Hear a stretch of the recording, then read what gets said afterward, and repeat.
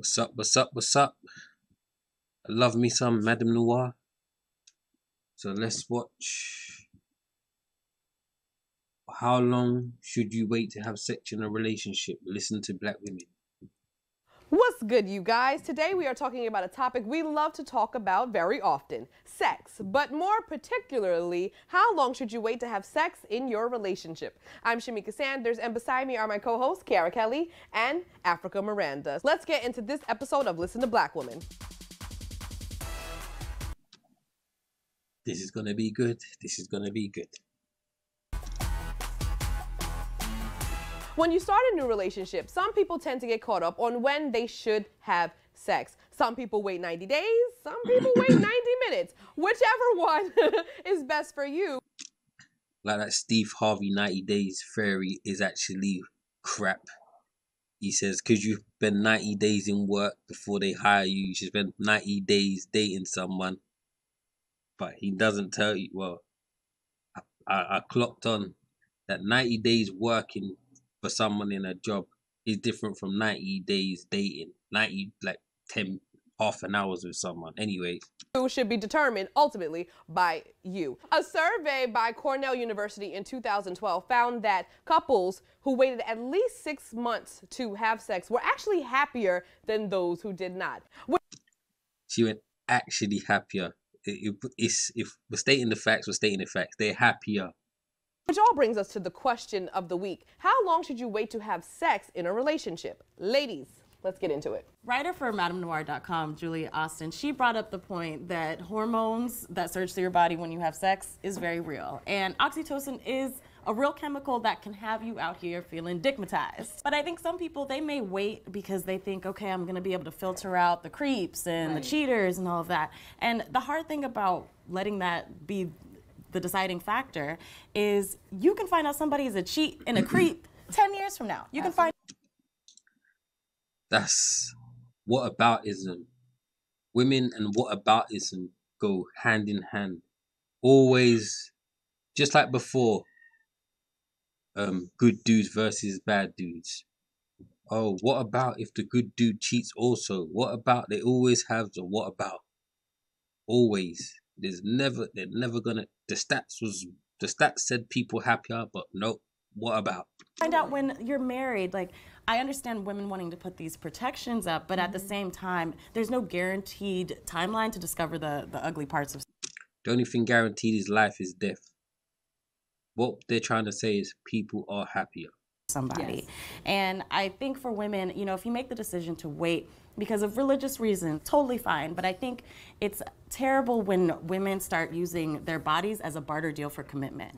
Well, we all know that sex sells, and in pop culture, we see sex a lot, whether it's the romanticizing of it in movies like Love and Basketball, or you have people like Ciara, where we see she's had sex and then she marries Russell Wilson, and they actually waited until they got married. Same thing with people like Megan Good and her husband, and they penned the book The Wait. And then we see people like Chrissy Teigen, who had sex with John Legend on the first date. And They added the what about. They had two examples of what people are talking about. Then they added the what about John Legend. they're still married, very happily. They have 2 kids, and we watch them on Instagram every day. Who gets more of a profile, gets more of the coverage. Even though there is this wide spectrum and you can choose to do whatever you want, people are still trying to push this narrative upon us. There's a whole... No. Most men love the narrative that you go out and you sleep with guys on the first date. Men, keep doing that. We won't complain. We won't complain. Now, lucrative like business model of primarily men telling women what they need to do, you know, to be chosen. Like, and they're telling them like, wait 30 days, wait 90 days. I feel like honestly it preys on the insecurities and desperation of women, because there are so many women that are looking for love and have had relationships that haven't worked and are like feel like, okay, well, let me try anything. And you have these men, you know, with these hundreds of thousands of followers, which means if it's on the internet and you have over 50,000 people following you, of course you're an expert. And But you're basically saying sleep with men because that works. Like, if these guys are giving you good advice, like, take the good advice. You know, and it's just everybody's like, other than making these people wealthy and like celebs, basically, what, like, is it guaranteeing that you're going to find love by waiting? No. Let's see what these social media streets are saying. Maya_800 wrote, I waited over 2 months to have sex with this dude, and still, he stopped putting in effort immediately thereafter. I don't know what I'm doing wrong. No matter what I do, how long I wait, this happens. At this point, I'm just sad and tired. That sounds sad. I relate to that because I have had several experiences where I waited a long time, like 5, 6 months, and I noticed that everything would fall apart as soon as we had sex, but I think it's because the person was so consumed with the chase of me that they weren't actually investing in getting to know me. Yeah. So wasn't you supposed to know what type of person he was in this time? Or was you just saying, oh, smiling around him and saying, oh, one day we're going to have sex?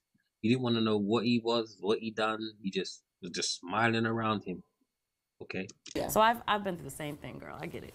We also took to MadameNoire's Instagram account for their perspective, and we got a couple of responses. Delise said, I'm not a big believer in waiting for a long time. There's nothing worse than falling for someone with bad sex. What about bad sex? What about if they had bad sex? You cannot call men trash after this now. Come on. You cannot call men trash after this. Who cares if this man can financially support you, will look after your kids if something happened to you, would look after you if something happened to you. We need to concentrate on something that's going to last for like 2% of the whole relationship. Come on. Sis, me and you were here. Now you know you're married to him. Now you're married to bad dick. Yeah. Don't nobody want that. You know, sex. Don't nobody want bad dick. Don't nobody want bad. Well, so what if I go around, have relations with women and say, you know what, she's bad in bed. Should I just leave you? Because you seem to think men are trash when they leave women, but he's looking for a better bang. Looking for a better bang. This is a big part of your relationship. And even though I think some people will like to be like, oh, all the love and connection will make up for it, that's not necessarily true. It can be, but. And sex is also a form of intimacy. And what about this? Oh my God. It helps you build and bond with your partner. So one commenter wrote, if I could go back and do it all over, I'd wait until I was married. That speaks to me. I wouldn't say that I would wait till I was married, but most women say that, don't they? But I'm not gonna. Just keep banging as much men as you want. That's cool. Men love that. But I did read the book The Wait, and I did have some moments where I was looking at like my choices, and there are some people I could have left off my list. I just had to learn that I wasn't somebody that could just like do it and feel okay and keep it moving. I would be in my feelings. I would like him. So I had to also like take onus on myself of like learning what I could do. Yeah, and you learned your attachment style. Exactly. I get attached. So now I know it's like every woman gets attached. I think we've known that since the beginning of time. So if you I probably do wait longer than the average person, and it's not because I'm trying to like make somebody prove themselves to me, but I need to make sure for myself what I can handle and not handle. Great point. Kiara, let's take it to the polls. As always, we asked our MadameNoire.com audience how they felt about waiting to have sex. We asked, how long do you typically wait to have sex with a new partner? With 67% saying, until I can't wait no more. Very scientific. That's me. That's about right. I'm with the majority there. 28% said, until we're in a committed relationship. 5% said, I plan to wait until I'm married. So across the gamut, yes. We also asked, have you ever felt pressured to have sex to get or to keep a man? With 57% saying, never have I ever, and 43% saying, yup. Do you guys think that a lot of women experience a lot of pressure to have sex to keep somebody around?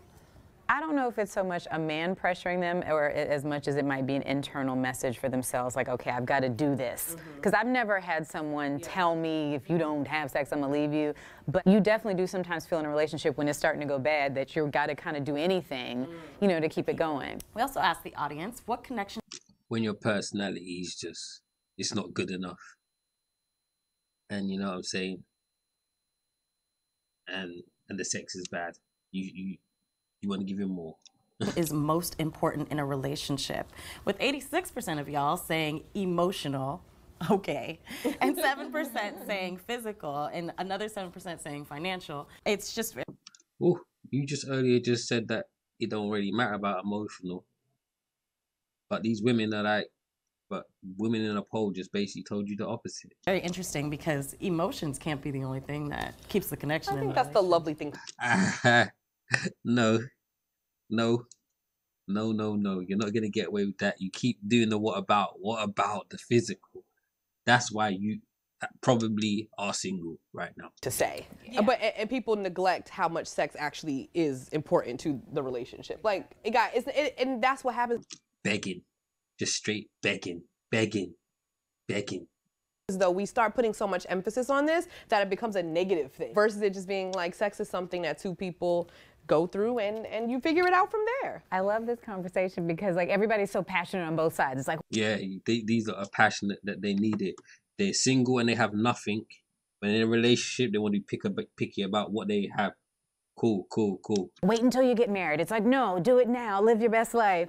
And Mandy Velez, who's a contributor for HuffPost, has her own very passionate take on the topic. And she says that the argument to wait until marriage puts sex so high on a pedestal that love and exploration, which sex is truly about, are lost to fear and uncertainty. And I will honestly say that if anything, this whole conversation speaks to me, it's this. Like, I was raised in a very like hyper-religious family. And for those of you raised in families like that, you know, you're never taught about what sex is other than like, this is how babies are made. Don't do it. Don't get pregnant. If you do, you're gonna die. And you know, but when you do it, you can only do it when you get married. And then you have children and that's it. So I'm just like, where is pleasure? Where is knowing your body? Where is knowing about compatibility? It's a social construct to make sure you don't get slept with and left, that you don't get left with a baby. That's the whole point. It's a social construct that makes you not be left with a baby, a single mother rolling around the streets, which this is the gateway to it. This is how you get there. And none of that is spoken, and it's like it makes sex this big thing, but you have no tools to really do anything with it. This always makes it about the man. They can learn and be promiscuous and they can. No, men can't be promiscuous.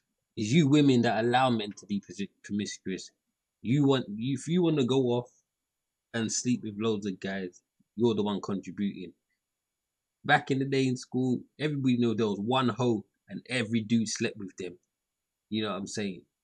Like that is and now everybody wants to join in on that phase. That's up to you.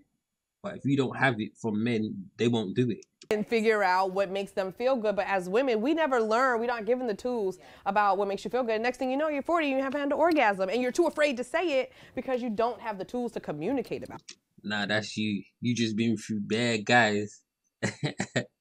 You've been through bad guys. I think also when we place so much value on chastity or celibacy, it's almost like once that thing is taken away, as if you depreciate in value like a car. And I think it ignores the fact How would you know this? Like, how would you know this?